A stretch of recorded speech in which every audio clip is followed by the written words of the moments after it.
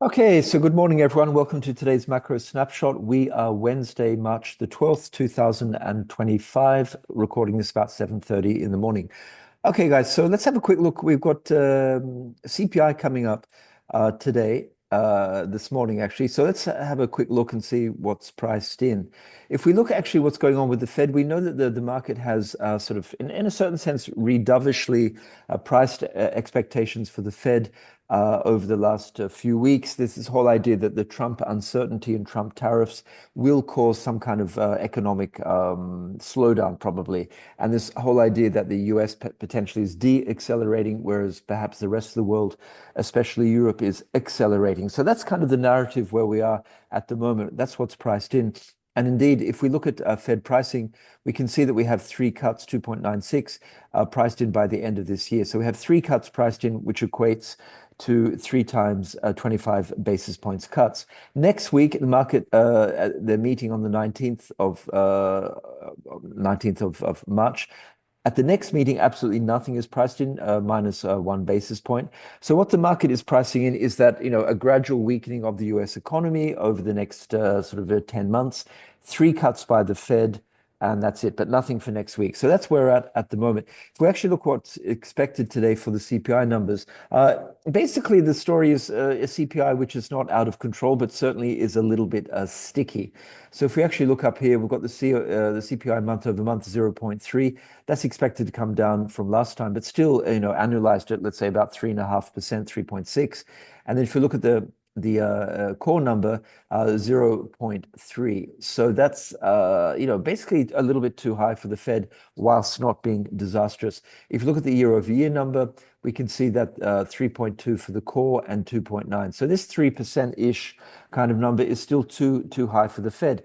Doesn't mean they have to hike aggressively, but as Powell said to us last Friday, they're in no hurry to do anything, and obviously the Trump uncertainty is giving them even more reason just to stay on the sidelines and get a little bit more data. Okay, so if we look at sort of market reaction, let's just have a think. Let's have a look at, let's say, the bond market to start off with.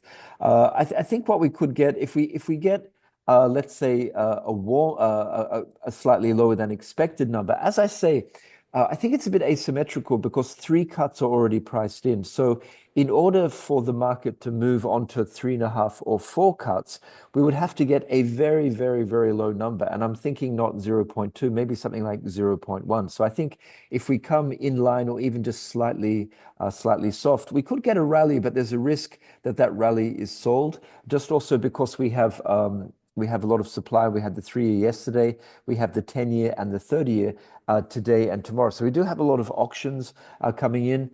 And as I say, I think a lot of the sort of any dovishness is kind of priced in. So it's pretty, at this point, the 2-year is richly priced. It's quite, expensive compared to, the idea that the Fed is doing nothing next week. If the Fed were cutting, you could kind of, understand that. But the fact that the Fed will be on hold next week, the 2-year at this point is, pretty richly priced. So I think that, any little rally, it might actually even be sold. I don't know that we're going to get a huge kind of reaction. On the other hand, if we get a higher than expected number, so let's say something like 0.4 or 0.5, I think the 2-year yield here could definitely go up quite a lot more, maybe up to, even up sort of here somewhere 4.5, 6, 7, 8, up towards this kind of resistance around about there, which is about, 4.6, 4.7, something like that. I think that's definitely possible. If you look at the 5-year, same kind of logic that it's relatively richly priced. The dovishness is there at the sort of the short end.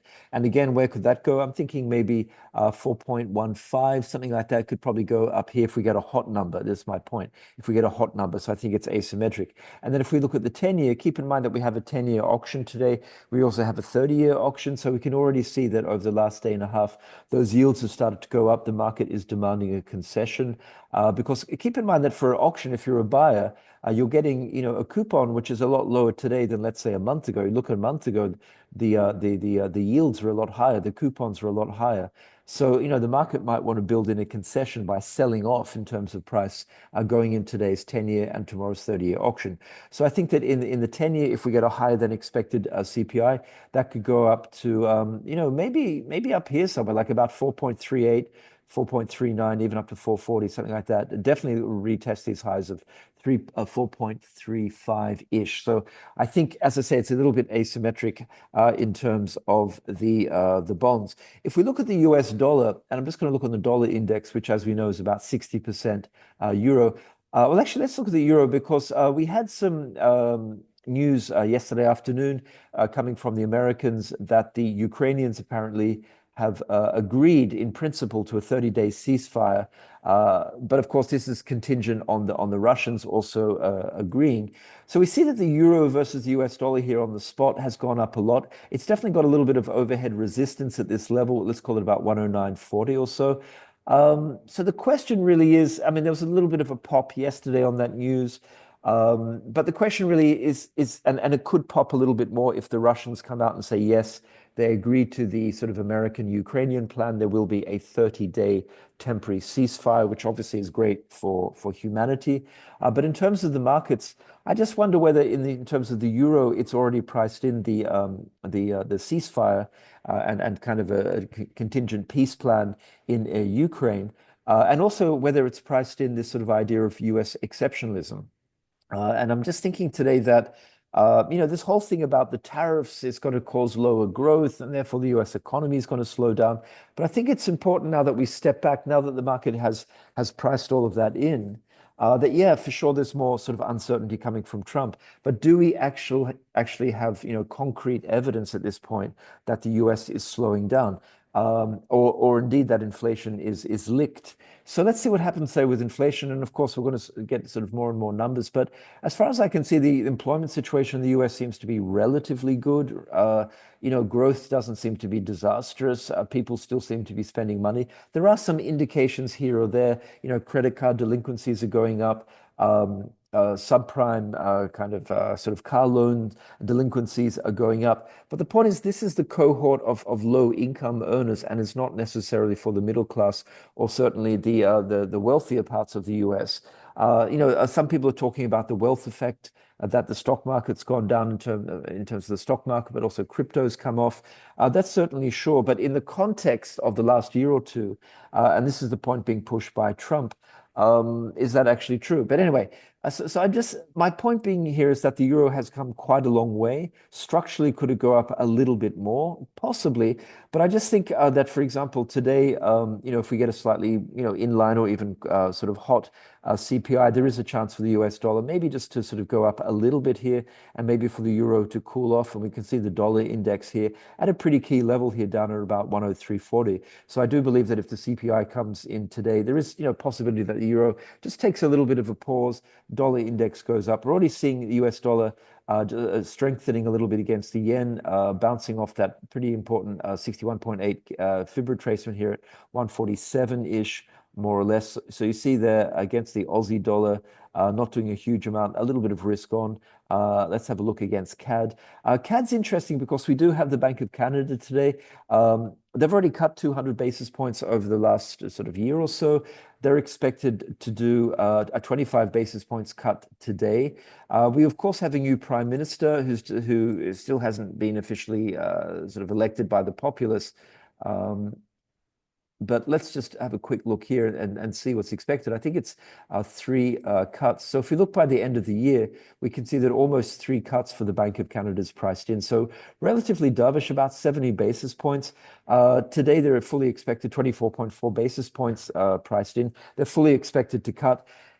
I think in terms of what's going on with the tariffs, we saw yesterday some back and forward between Trump and Doug Ford, the Premier of Ontario, the most industrialized part of Canada.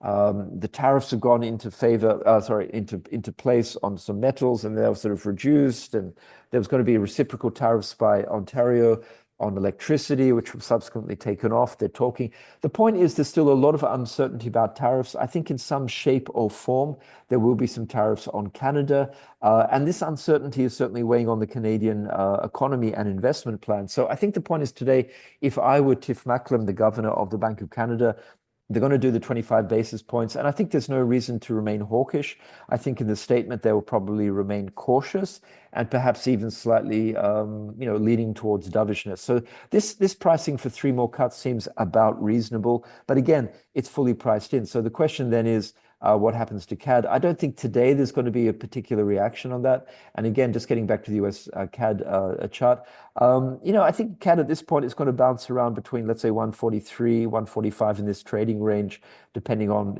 just tariff headlines. But structurally, I don't know that really the US dollar is going to sell off a huge amount. I mean, on any given headline, it could sell off, but I think the reality is that until and unless there is absolute clarity on tariffs and also on the new prime minister in Canada, we have elections probably in the next few months. At some point, Carney or maybe Pierre Poilievre. And the economy, I think there's no real reason for the Canadian dollar to strengthen massively. So probably just going to be in a trading range today. Just talking about tariffs, we also saw overnight that the European Union, slapped on the US a kind of retaliatory tariffs of about 26 billion euros as the first thing. So that's kind of the European Union fighting back against Trump and some of his tariff rhetoric. And that's another reason why I think the market, it's going to be interesting in terms of the stocks, just to see what the Euro stocks do. We know that Euro stocks has had a tremendous rally. And if we just go, where's the Euro stocks here? We go on the Euro stocks, which have had a tremendous rally for the last couple of months. And again, rallying today, they bounced off this fib level here at about 52.80, and you can see a green candle today. Again, a lot of that was to do with the peace dividend, this idea that there could be sort of a ceasefire in Ukraine, which of course is great, as I said, for Ukraine. But I just wonder how much more this has to go if we start to get some sort of tariffs and retaliation and stuff. It's going to be interesting. The German market, the DAX, of course, having an up day as well. But let's get back to the US stocks. So if we look at something like the SPX here and getting back to the CPI today, it's kind of interesting just to see what's priced in. High volatility, we still have very high implied volatility. So if we actually look here and look at the VIX, which I have, where is that? I think I have it here. Yeah. So here's the VIX curve, which as you can see, still the spot price well above the first future, the second future, the third future. So still in a very backwardated form, which generally indicates sort of market stress. Not as bad as yesterday. If we actually just put, this is the live data we're seeing. If we put 1 day ago here on the Bloomberg terminal, we can see that from yesterday, which is the orange one, it has come down. So all across the board, it's come down, but the shape of the curve still remains in backwardation. So still pretty elevated risk. And if we look at the spread, which I like to look at between the 1 and 6 months or the 1 and 3 months, this is the 1 and 3 month sort of futures contract. You can see that the actual values themselves have come down. And the spread has come down. So there is a little less sort of stress in the system, so to speak, but we're still at relatively sort of elevated levels. We're in positive levels here, so we're still seeing that the spreads are positive, which is not great for risk. And so what that means is that if we then go and look at, let's say the oh, actually, sorry, I just wanted to bring something up here. Workstation. Sorry, guys, I just have to flick in and out of a couple of screens here. So if we just look here at the, this is the futures on ES, just always interesting to see what a straddles are costing us. So if we go on the straddle, this is the 50, so a long call is going to cost 36, and we go to a long put here, this is the 50, this is a 50 delta, so at the money straddle on the 0 DTE here. You can see here that you're paying at the money 51.8 implied vol, so very expensive today, and you're paying for the straddle about 72 points. So what's that? It's about 280 ticks, 290 ticks. So basically the straddle is expensive. You see the overall implied vol on the options on the ES futures at 37, at the money 50, almost 52. So very expensive there. And just to put it as a comparison here, if you look down here, you can see that we're in the 99th percentile. Now, yesterday it was at the 100th percentile, but we're still in terms of the implied volatility percentile for the last 52 weeks here, we're in the 99th. So very high implied vol. And if we look on the chart, I mean, what does that imply? A 35 35 point kind of move. Not a huge move here. We just look on the ES here, and we can see what that looks like just in terms of a straddle, what a 35 points looks like, which I'll put here.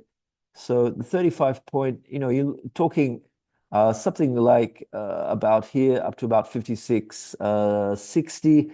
And on the downside, you're looking at something around about 55.95 or so. So what that's telling us is that the market is nervous, but not necessarily finding it difficult to rally. So the point is that I do believe that on a lower than expected number today, again something like a 0.2 and certainly a 0.1, we could have a rally. But going to the cash index here, the SPX, I mean, I just wonder with all this sort of high implied vol, Trump tariffs and whatnot, just how much more the SPX can rally. And I'm just thinking that maybe sort of a level up to maybe 56.65, 56.70 up to about here, which you see here around about here, which is this level with the horizontal support. I think that could be around about it for a rally, up about here. You see that sort of support here. So 56.65, 56.70. And if we get a hot number, I think the stock market will absolutely hate that. So if we get a 0.4 or a 0.5, I think, that could definitely come down a lot more to, let's say, 5,400 or so on the SPX. So I think it's asymmetric here. The market does not want to have a stagflationary kind of situation where we have sticky or increasing inflation with maybe stagnant sort of economic performance. But I said, we don't know if we have stagnant economic performance, but that is where the market is sort of projecting at the moment. And part of that equation, the stagflationary equation, we'll get a bit more information tomorrow. Just on a couple of other things, guys, just want to have a quick look here. We see the German Bund continues to sell off. So if we look at the Bund, we can see the German Bund here, just finding it almost impossible to rally in any shape or form. And again, just this notion of increased deficit spending, increased spending on defense. The Bund just finding it very hard to get off the floor here. I mean, are we getting to some kind of sort of support level? Possibly. I mean, definitely this is a pretty key level. But it's hard to find sort of factors which would support buying the Bund at this point. We would probably have to get maybe more geopolitical risk and probably more importantly, some sort of sense that the Europeans, who knows if there is peace in Ukraine, suddenly they don't want to spend money on infrastructure or defense, and maybe the Bund could have a little bit of a rally. But it does seem as though the general direction here is for higher real rates and for higher sort of nominal yields on the Bund. Interesting for me personally is just what's happening with the Italian spreads here. I can see that the market really does believe here that most of the pain for this sort of obviously German infrastructure spending, but also on defense, will be borne by Germany. This is not yet being sort of filtering out to the rest of Europe, to the periphery. And you can see here those spreads have come in, even tighter. So that's kind of interesting. And just finally, guys, we want to look at oil. Oil, again, not doing a huge amount, just stuck down here. Not a lot to say on oil. What we'll look at is just a couple of the metals here. And if we look at copper, where is copper? Here's copper. This is the high grade, so the US one. We can see that copper having a pretty nice breakout here. And really the question is to say, well, okay, wow, is this sort of, like stimulus from China, global risk on, commodities boom? Just keep in mind that this price is booming, but I just want to show you something here on the Bloomberg terminal, which is kind of interesting, is that the threat of tariffs, let's have a look here, I think it's on another screen. I put this up. The threat of tariffs on incoming metals, on industrial metals into the US, Trump's been talking about this. This is not fully normalized here, but basically what we can see is that two of the major benchmarks, which we just looked at, which is the high grade in the US, which we see, which is ripping. You can see here, this is in the white, and that's going up substantially. That's gone up, 22%. But you can see the other global benchmark, or one of the other two global, which is the London Metals Exchange. You can see here that that's rising. This is the orange line, but not nearly as much, only 11%. Normally they're in lockstep, as you can see. So you can see here, going back, this is a daily chart. You can see that the London Metals Exchange and the COMEX in New York for the high grade is very, very, very similar, but that started to diverge basically sort of in December. And you can see here the New York COMEX really outperforming, and you can see the spread here is widening. The point here is that a lot like what we saw with physical gold, a lot of physical copper is being moved into the US, into the warehouses at the COMEX exchange in New York to try and front run any potential tariffs on copper incoming to the US. So for those of you trading the copper and looking at this chart, the HG chart, just keep in mind that that is a big divergence here between the other global benchmarks, specifically the London Metal Exchange here. And it's not necessarily due to, let's say, sort of other factors like demand. And the fact that we're getting up to a pretty key resistance here, if you look over here, going back to the middle of June at about $4.9. I'm just wondering, any sort of setback here, this could sort of reverse fairly sharply. That's an interesting one to keep a lookout here. Gold doing okay, and silver, doing a bit better, probably on the back there of the copper. Okay, guys, I'm going to leave it there. Hopefully that was useful on the CPI. Have a great day, and we shall keep on talking. Thank you.